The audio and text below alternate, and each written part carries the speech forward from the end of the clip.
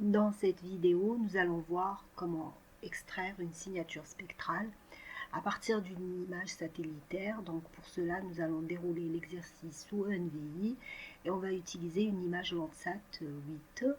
Donc la signature spectrale, ça ne marche que sur les images multispectrales, bien évidemment. Donc l'image a été récemment ouverte, donc il suffit d'aller dans Open Recent pour la trouver en tête de liste et l'afficher. Donc on veut voir un peu à quoi ressemble la signature spectrale concrètement avec ce qu'on sait de ces signatures spectrales théoriquement. Donc on va un peu voir un pixel végétation, un pixel eau, un pixel tissu urbain et on va voir un pixel sol nu. Et donc pour déclencher l'outil de la signature spectrale qui s'appelle en anglais Profile Spectral Profile, donc soit on va dans l'icône juste en dessous du menu déroulant, soit par déclenchement du menu contextuel en sélectionnant l'image dans Layer Manager.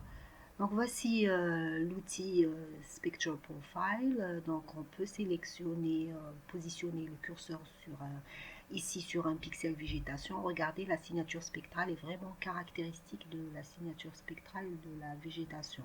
Donc une forte absorption dans le rouge et une forte réflexion dans le prochain infrarouge. L'outil nous donne la possibilité de paramétrer, de personnaliser les axes de la signature spectrale, du graphe de la signature spectrale, comme on peut aussi jouer sur les caractéristiques de la courbe elle-même, donc la couleur, l'épaisseur, etc. Donc, et on peut exporter ce graphe-là dans un format JPEG ou PNG afin de l'introduire par la suite dans un document Word ou dans une présentation PowerPoint. Donc, comme vous pouvez le constater, on a pointé un autre pixel haut et du coup la forme de la signature spectrale a changé. On va lui donner une couleur un peu parlante, donc on va lui affecter la couleur bleue et c'est effectivement ça. Pourtant cette image n'est pas une image du niveau 2, c'est une image qui n'est pas corrigée des effets de l'atmosphère et pourtant les signatures spectrales sont vraiment parlantes. L'eau a la caractéristique de vraiment de ne réfléchir que 10% du signal, à peine 10% du signal, ou peut-être moins. Et dans cette partie-là est réfléchie uniquement dans le bleu. Ensuite, ça diminue jusqu'à atteindre pratiquement des valeurs nulles, surtout dans le prochain infrarouge.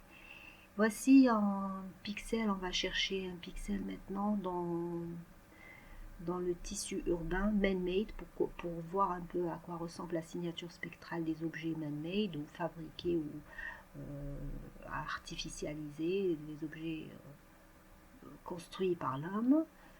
Donc si on positionne le curseur sur une ville, comme on va le faire tout de suite là, on a positionné notre curseur en pleine ville et puis on regarde la signature spectrale, elle est vraiment aussi, elle est parlante, elle est vraiment parlante. Hein. Donc pareil, ici on a deux onglets, on a Curve et Général. Donc Général c'est pour jouer sur les caractéristiques de l'axe des X, de l'axe des Y, la police, la fonte, la taille de l'écriture. On peut changer les noms de légendes, le titre, etc. Et Curve, on agit directement sur la courbe, sur son épaisseur, sur sa couleur, etc. pour l'exporter dans un document, dans un format PNG par exemple. Donc la signature spectrale, vous avez sur l'axe des X les longueurs d'onde dans lesquelles observe le capteur et sur l'axe des Y, vous avez les réflectances. Bon, ici ce ne sont pas des réflectances, c'est des digital numbers parce que c'est